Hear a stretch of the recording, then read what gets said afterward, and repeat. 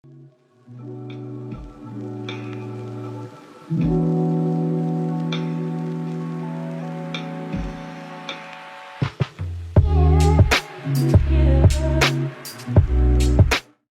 going on, you guys? It's your boy Fresh here. Hey. We are back again, man, with some more of this Fresh Falcons talk, man. We got our guy, Mr. Cousins, officially in the building. Might I add. So what we're going to do here is we're going to listen to his introduction press conference, and then we're going to listen to his exclusive introduction. So we're going to bust them down. Atlanta Falcons, fair usage, my guys, fair usage. Please do not flag. I'm going to pause, talk. I got some questions. I got some things I'm going to say. You dig what I'm saying? You'll feel me? Don't. Yeah, calm down. You too, NFL, goddammit. Yeah, so we're going to run those. And then, yeah, we're going to breeze right into it, man. Make sure you hit that like button, comment, subscribe, and let's jump into them. It's good to get this. Oh, Captain Kirk, can you save me? I'll open, and then I can take any questions you have. Does that work? Yes. Good to see you. Hey, what's going on? There we go. Absolutely thrilled to be an Atlanta Falcon. You know what's funny? Our family, my wife's family, have so many ties. You know what's funny? This is down there pretty much Matt Ryan 2.0. Because if you look at the pictures on Atlanta Falcons Instagram, the motherfuckers look, it's like Matt Ryan all over again. I think this is going to be like down there Matt Ryan all over again with better defense. And this time I think we're going to get a championship for this. Mr. Captain Kirk know how to distribute that rock. Captain Kirk, can you save me? You feel me? Come on, man. Ties to Georgia, to the great city of Atlanta. You know, that's how I'm feeling. So excited to be here. I don't know about y'all. I spent 6 off seasons here training and being in the city, so this feels like home. It's been home away from home for so many years now. It certainly is home for my wife. That's why that all this what he's saying definitely played a part in them coming here. Ted Turner Drive. Look at all the history he got here, all the ties, like he just said. Our first date was at Stone Mountain. I've frequented the Hartsfield Airport more than I would care to admit. So and battled traffic through downtown many times. So it's fun to be here and now be a part of the sports scene here. I've observed it from a distance for so long, and now to be a part of it is a real honor. I was in the Georgia Dome for the last 2 games played there by the Falcons in the playoffs after the 2016 season against Seattle and Green Bay, and remember watching those games and taking in that moment. And you know, it's really a goal of mine to revisit that moment again as a player here, and that's really the dream. So I've already been calling teammates and getting to know coaches and trying to catch up on lost time. And that's really where the work now begins, trying to build continuity, because that's the one thing we really don't have right now is the continuity. That's where. So right now, with that little bit of what he said, that makes me feel like Kirk Cousins definitely was going to somehow find his way to play for the Atlanta Falcons. He was going to definitely play for here one way or the other, because all this stuff he's saying, it just sounds like, man, him being in the game, being the 2016 season, him being in the Georgia Dome, them last 2 games, taking in the moments, right? He seen himself out there doing that in a Falcons uniform, especially with all the other little ties that they got to Georgia. He low key be rooting for us already. You definitely low key roots for us, like in the distance, I feel like. And I think it was either a tweet or he might have really said it himself. I'm not for sure. He said that he wants to retire in Atlanta. So, I mean, he's on a retirement tour. I'm pretty sure we're gonna get everything this man's got, and I'm here for it. As long as we can, as long as we can keep the defense for it, we'll be all right. We got to get, but that'll be with the next several weeks, several. So that means no frivolous spending on players. I really rather build through the draft and maybe pick up players on a 1 to 2 year contracts, low budget, but they still are effective. That's the way to do it. Months or 4, and which that's how we have been kind of doing it. So can't wait to start attacking that.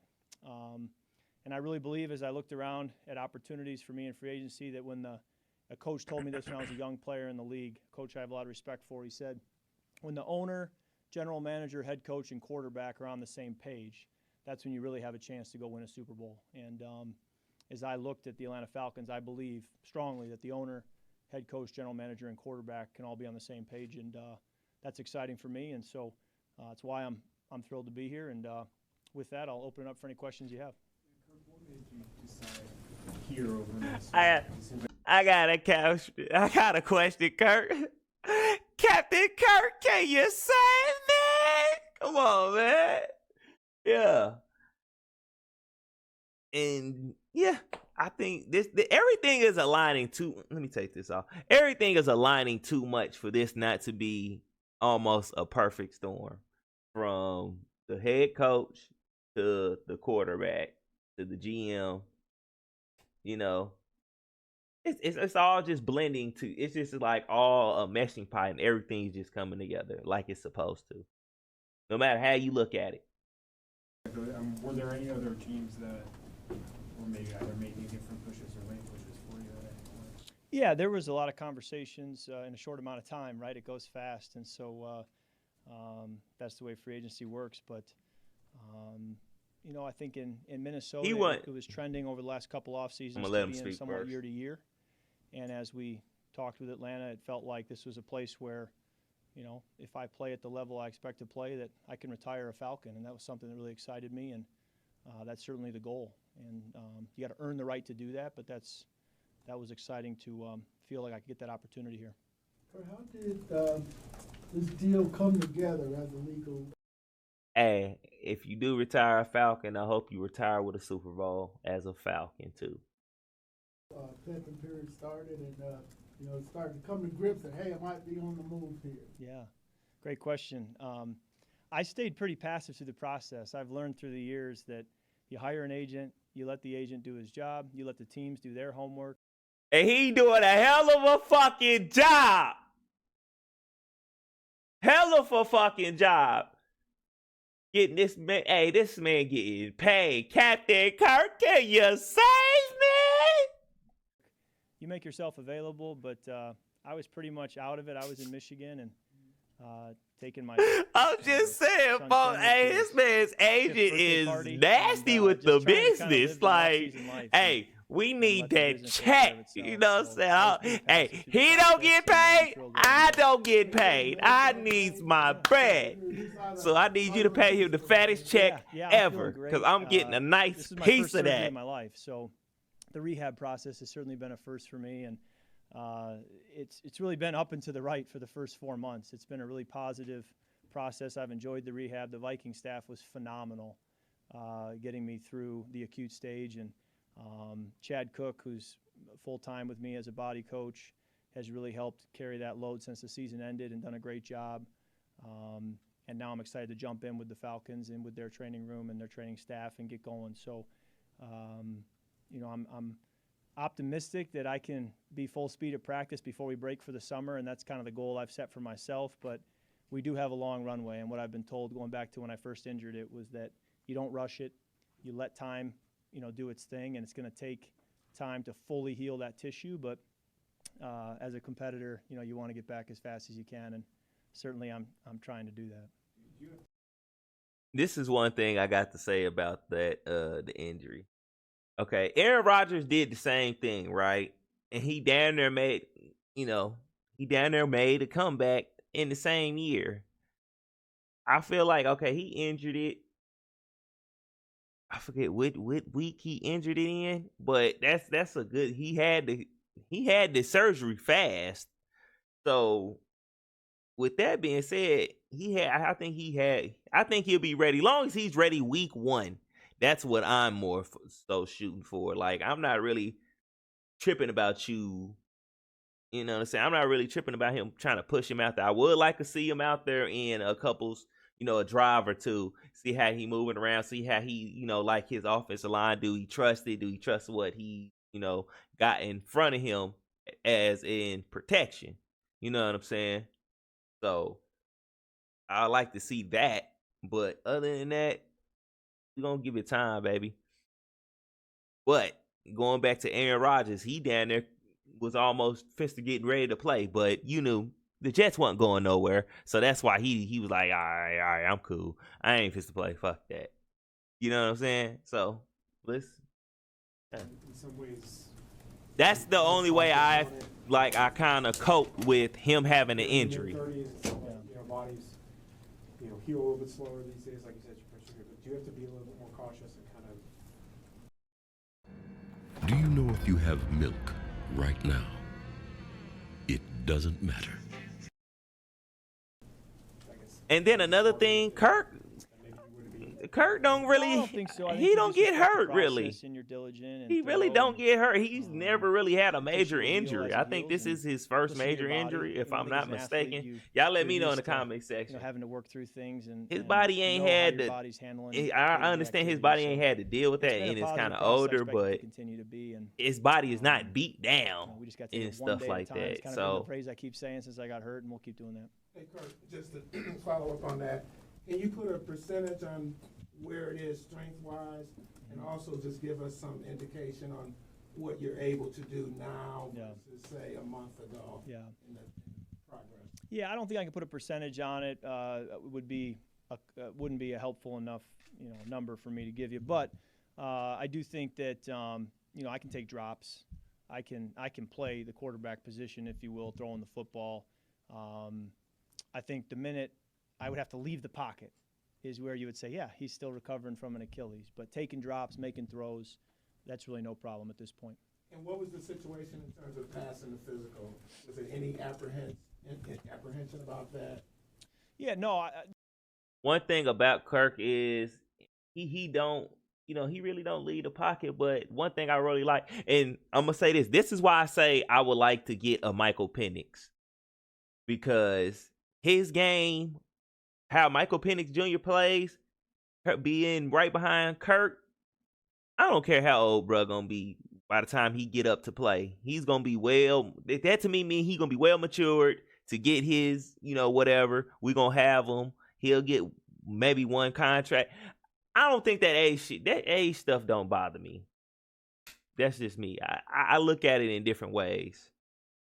But sitting behind a Kirk Cousins would do him just well. So when he retires or whatever he wants to do or whatever happens, when that bridge is getting ready to get crossed, slide Michael Penix right in there, bro. That transition will be down there almost seamless. Because now, the one thing I really do like about Kirk Cousins, he know how to work the pocket. He might not really he ain't got that escapability really like that. He know how to work that pocket. He know how to stay in it. He know how to step up, step to the side. His pocket awareness is great, and he know how to work it. That's one thing I like about him. So I think a Michael Penix Jr. learning behind him for 2 years, for sure, maybe 3. Well, I would say 2. I would want to say 2. Because of, because he only get a 4-year deal if you take him in the second round. Now, if you feeling froggy and they do take a Michael Penix Jr. at 8, I ain't gonna be mad. So now, guess what? He stayed at 3. Now you got 2 years for sure to see if Michael Penix is what you want, and then you can either pay him, trade him, whatever you want to do with him. That's how I feel about that.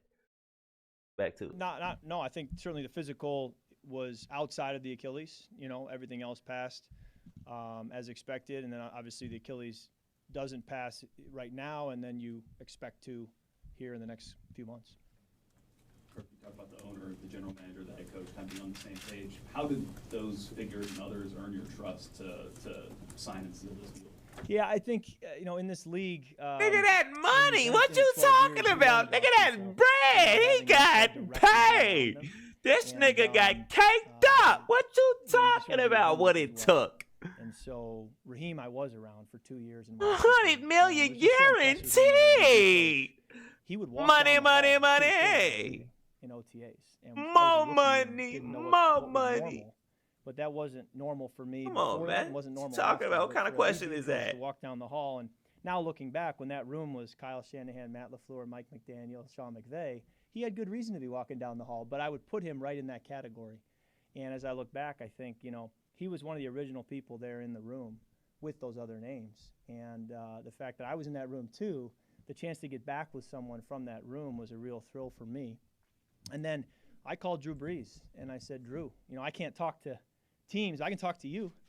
And you worked with Terry for 15 years. Talk to me about him. That is true. And That Drew is just true. raved about him, about his football knowledge, and I think it shows in the roster he's already built here. And then also got a lot of positive feedback on Mr. Blank, and I just started putting the piece together the best I could. And I really liked what I was learning. Kirk, you mentioned the roster. What are the Doing his research. Well, I see playmakers on the outside. I see an offensive line that's talented, that's played together, that's well coached. Now, one thing about the offensive line. Now, this offensive line is built to run, but I think that offensive line gave Desmond Ridder enough time, bro. Bro just made quite a few mistakes, bruh. Like, he made just too many mistakes. And then some of the mistakes I'm talking about are not just the interceptions and not just the fumbles. Some of the times running himself into a sack, not throwing the ball away. Like, you had that option, and that's what irks me. That's what would irk me with him. Like, you had to stuttering. You have the option. You have the option to throw it away and live for another down, my guy. I'd rather you do that, go punt the ball, and make them go work for it versus you giving it up or taking a sack.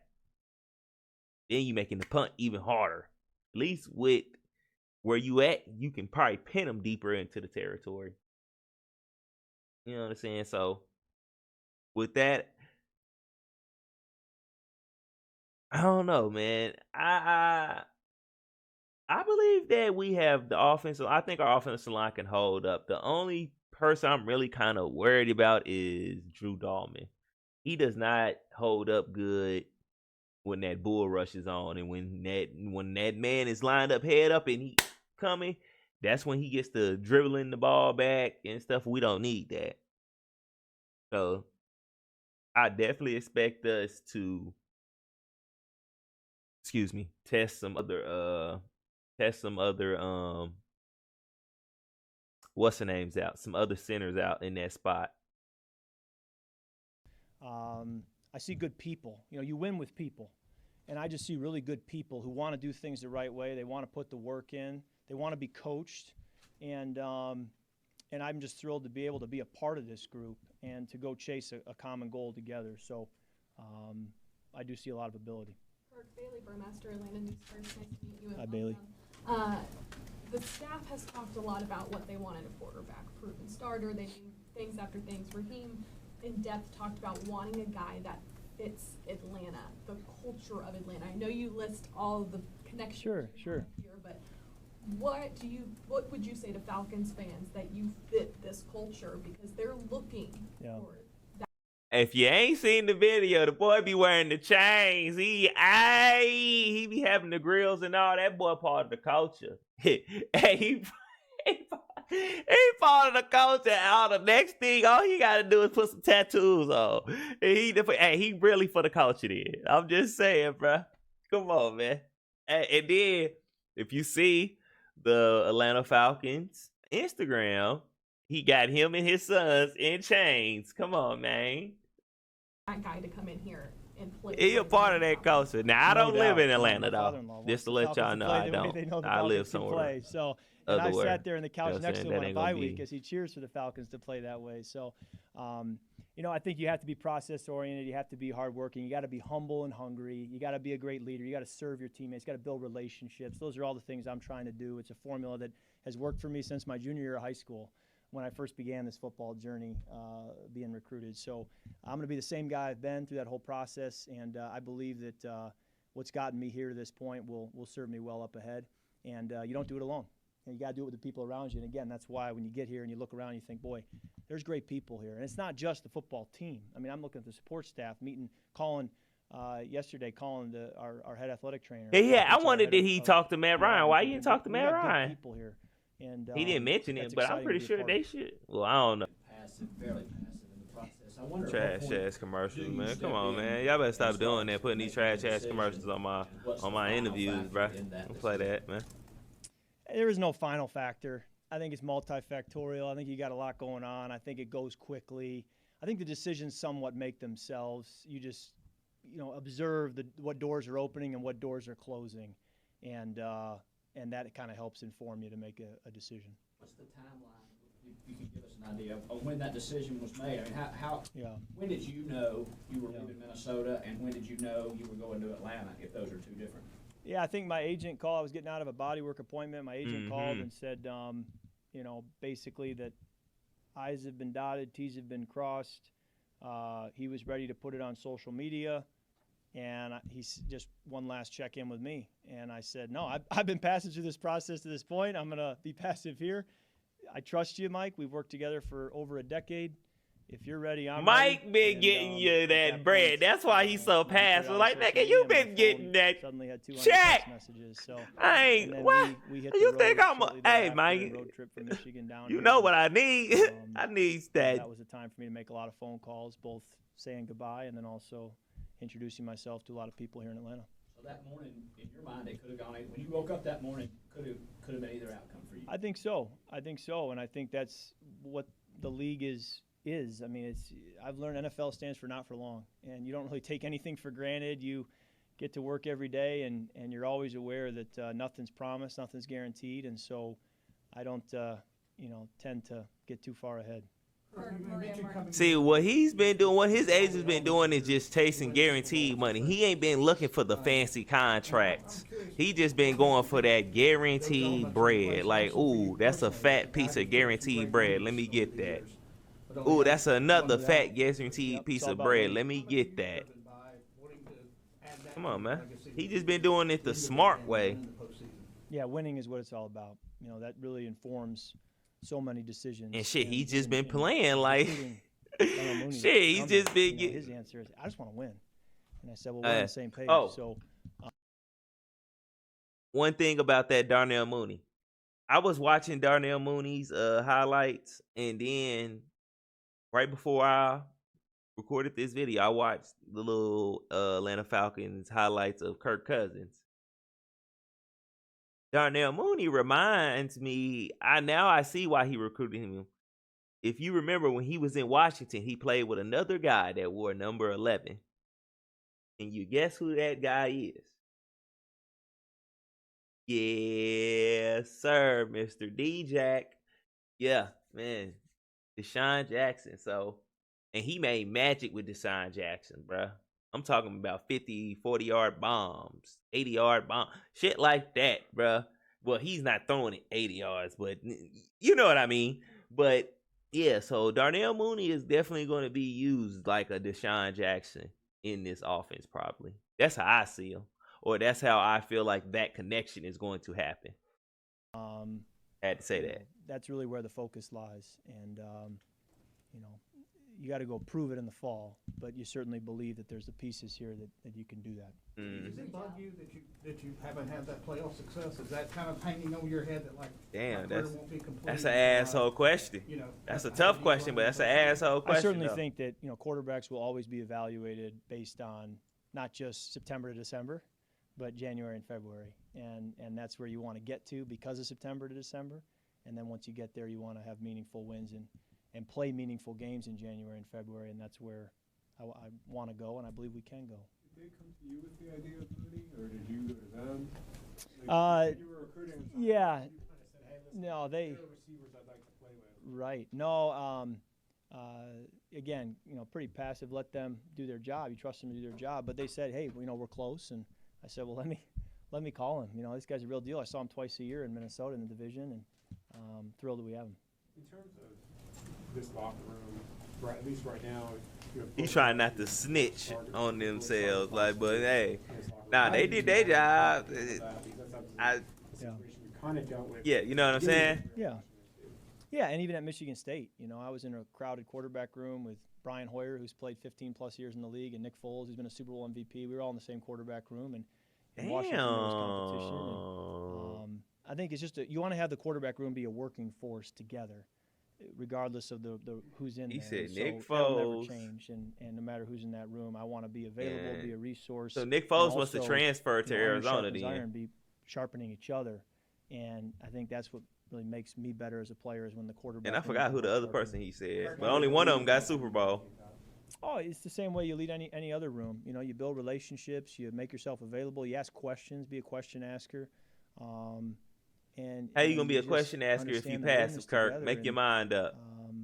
Look at you, you're lying already. Win, and we're all trying to get better. Lying already, God damn it! Look at him. Caught you up in the lie. How you passive, but you asking questions? Will up ahead now. Passive mean I don't ask questions. Feel really good about. I'm just here for that. Leading our offense. Is it your impression that there'll be similarities in what he wants to do and what you were doing there in Minnesota?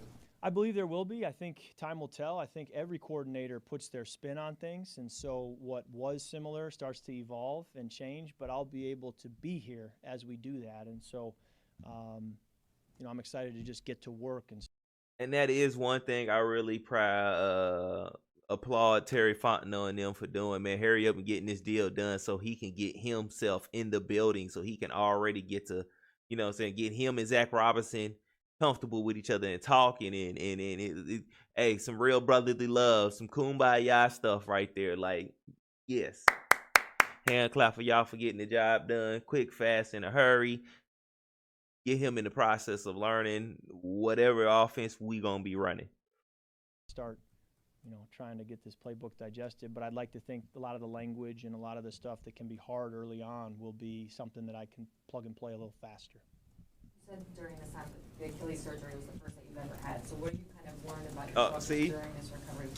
First thing he's ever had. That's the first injury he's ever had, people. So I feel like he's good. That even though at his age he's been pretty much healthy. Maybe some nicks and bruises, some nicks and bangs. That's football, but been pretty healthy through all that and been available. You know what I'm saying? So I think he can press through that process. Yeah. I think it was healthy seeing the season played from a different perspective, whether that be watching on TV. The first game was here in Atlanta. I was watching from a couch in Minnesota with my leg up and throwing balls across the basement floor to my son. So, you have a different perspective, and I think that was healthy. I think watching it from the sideline the last 3 games of the season also did that, and I think it makes me that much hungrier to get back and to be an even better player and leader when I'm back. And not that I took time for granted, but you certainly will appreciate it more now. And I think all of that were positive takeaways from the injury. Hi, Kirk. Maria Martin, 11 Maria. Here in Atlanta. Yeah. Welcome to you and your family. Thank you. They're thrilled to be here. You've talked about it a little bit, but when it comes to the mentality of being in Atlanta at this point in your career, why did it make sense right now for you? Well, the opportunity hadn't presented itself previously. If it had, I'm sure we would have been very seriously looking too. But as God's plan would have it, this was the time that it aligned, and we're thrilled that it did. We feel that this is a little bit of a home away from home, and I think that helps with the transition because there is so much to get acclimated to, and the fact that I stayed in my in-laws' basement last night like I have for 6 off seasons. It's just familiar. It's what you know. I made the drive from Johns Creek up here, and I haven't made the drive to Flowery Branch much, but I understand how to get around the perimeter of Atlanta. So that's a little unique in the familiarity we have, and I think that's a positive. And how much do you enjoy the fact that there's a lot of young skill players on this roster? Yeah, it's a huge positive. I was so enjoying just calling them yesterday on my drive, talking to Kyle Pitts and Drake London and texting with Bijan and look at him already getting acclimated with his weapons. Dot dot dot dot dot dot dot dot. And he's had a kind of a version of a Kyle Pitts. Remember he played with Vernon Davis, and Vernon Davis was still pretty good when he was playing with him. I said, I want to be a good teammate. That's ultimately what I want to be. So I said, if it's a number you want to pivot from, great, you let me know. I obviously have worn number 8 since high school. If it's a number you'd like to keep, great, no problem. I can find another number. So I just want to be a good teammate, and I do believe it's bigger than Kyle and I. I think the league will start to speak into things, and they already have, and Kyle already put it out too. He was funny about it. I said, I'll write a check, whatever, foundation. I'm not going to let you just give me the number. I want to make it worth your while, make a donation, whatever it needs to be. And he said, I just want, targets every game. He said, he was joking, Hey, that right there tells me two things. One, our quarterback wasn't finding our guy a little bit. Two, even though he was kind of injured still, a little bit more than what we led to believe, Kyle Pitts was blollygagging his ass out there. That even more confirms in him saying, oh, get me more targets. Because when you wasn't getting your ass targets, you wasn't moving your ass, buddy. Yeah, when you knew the ball was coming, oh, you was doing your thing then. But hey, I'm going to need you to move to them like you getting the ball all the time, asshole. He kind of winked, so... I joked with him. I said, good answer. So no, I wouldn't mind seeing Kyle Pitts at 84, though. I think that'll be fly. We need a number 84 on the team. Any player who wore 84 is dangerous. So all I know is if he put 84 on, he better. Weeks, he was recruiting and he better do something. It's always fun to be wanted, and so I appreciated that and. He did a great job kind of leading the charge. Going back to what you were saying about the owner, the GM, head coach, quarterback all being aligned and on the same page, in your conversations with that collective group, was there something said or a point where you got to where you were like, I know my goal, my personal identity aligns with the organization?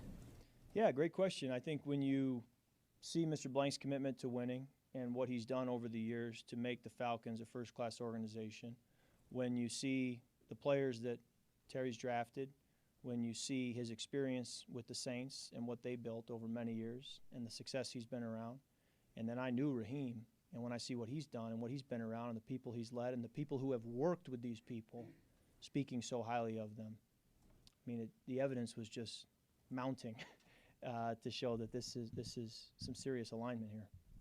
You were famous for your swag and the chains and or lack thereof, maybe. He funny. I knew somebody was gonna ask that question about the chains and stuff. You got to win. Chains aren't very funny when you're losing. Exactly. So you got to win football games. But if you win football games, I expect the city to see the fullness of my personality. I'm telling you, he for the culture. He like, yeah. History. The teams I played on will feed off that. It will be great energy. But you got to win to do that. You don't just force that without earning it on the field. At least he know. At least you know. Kirk Frost. What do you feel? Do you like that nickname? Kirk Frost. I love the nickname. It was coming from Quavo. Great. I love it. Whatever the locker room wants. So I'm going to lean into it and have fun. And we got to win football games. And I think the rest will be gravy. Look at him already trying to get the lingo down. Gravy. On that and the Gravy. With the other players that you've reached out to, including coaches, is there one moment or conversation you look back on over the last, 48 hours, whatever it's been? I know it's been crazy that you look at and you say, that's why I'm really excited to come here. Man, it was so many. I mean, my wife's sitting shotgun. My boys are watching Disney Plus in the back seat as we're driving. I'm trying to kind of do the dad thing with one arm and drive with the other, but. I kept getting off a call, whether it was with Jake Matthews, whether it was with the team chaplain, whether it was with, Ryan Pace, whether it was with, McGarry, whoever, Drake London. I said, Julie, these guys are sharp. I mean, I've been in locker rooms. I've seen what it can look like. I said, these guys are sharp, well-spoken. They want to win. They're humble. This could be fun. And I always am cautious because I say, we got to put the work in. What we don't have right now is continuity. Okay, what we don't have is continuity, and so we have to make up for lost time, learning this system, spending time together, not just on the football field, but off the football field, spending time together. And so we need to build continuity. That's got to be intentional. It's got to be more than just what the NFL allows us to do on the field. We got to be intentional outside of that time and make up for lost time. And so that's really where my focus will be the next couple months. You mentioned that you were in Mercedes. Good hey, thorough quarterback, solid quarterback talking. That's what I'm talking about. That's what I need. That right there. And I think Michael Penix Jr. can get that same quality of quarterback in persona. They're right here. He can learn from this guy. Michael Penix. And a line McConkey. I learned when we went 13-4 and then we lost in the playoffs. You don't get to go to OTAs somehow with some kind of head start because you were 13-4. You go to OTAs like every other team. And the team that went 4-13 starts in the same place you do. And so every year you reset.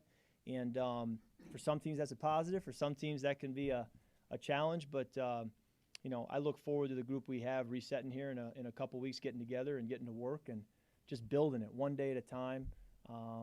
And certainly trying to get back to hosting home playoff games and winning home playoff games just like they did that year at the end of 2016 when I was able to watch it happen and see what the Georgia Dome felt like and the energy that was there. Absolutely want to get back to that. You mentioned continuity. What are the steps you take to build that continuity? Yeah. What are the benchmarks you're looking for? I think it's everything from getting in the training room and getting around the trainers, rehabbing the Achilles, seeing the other guys who are in there, getting their body worked on, building relationships with them in there, to meeting with coaches, going over the system, asking questions about fundamentals, tape, watching tape. I want to watch tape. Not only I want to see Drake London. I want to see every catch he's had in the league so far. I want to see every catch he had at USC his final year there. I want to watch Kyle Pitts the same way. I want to watch Bijan the same way. I want to study these guys. And I want to do it with them. And I want to make a cut up and say, hey, Drake, I watched this from your days at USC. Tell me about this route. Tell me about this play. Do you think this is a strength of yours? How do we work on this? I want to put the work in, put the hours in. And this is believe that if we do.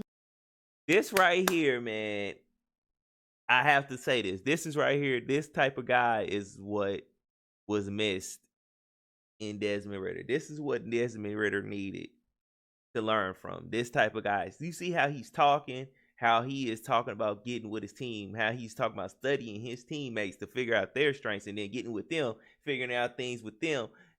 This is what he needs right here. He needed to be right behind this person.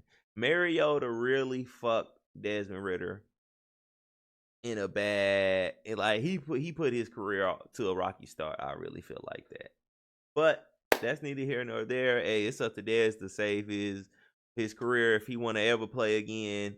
If he does play again for the Atlanta Falcons, I'm just saying. But hey, he better get to studying, and we better pick up Michael Penix Jr. Do that. We're gonna. Nah, I'm just playing. But if we do, if we don't, hey, I'm cool with whatever. I'm ready to roll. I'm ready to see this team on this field, though. That's what I know. Building and put in the work to where we get to September and can confidently say we haven't been together for years, but the goal is that we can play like we have, and that's what we're trying to work towards. It's gonna take some work. You said Vince reached out to you a couple weeks back. What was that first, conversation like? Yeah. Kind of trying to get you here. I was walking through Disney World, and I think I was in Epcot in line for Guardians of the Galaxy, and a text from an unknown number, and it's, what's up, Kirko? This is Kyle Pitts. How are you? I said, I'm doing good, Kyle. I think I knew where the text was going, but he didn't say yet. So, he said, we're ready for you to take us to the promised land. So, Kyle was like, hey, man, I need you, B.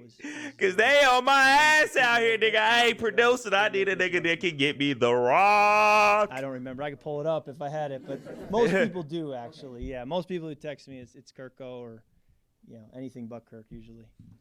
Did you know him previously? I'm sorry. The Pro Bowl, after the 21 season in Vegas, he was at the Pro Bowl, and obviously the game back then was played about half speed, so you weren't able to quite see his ability. But a couple times, with his height, you throw him a fade route or a slant, and you can see the size, the target that he is. And he did. He was at the Pro Bowl with Kyle Pitts.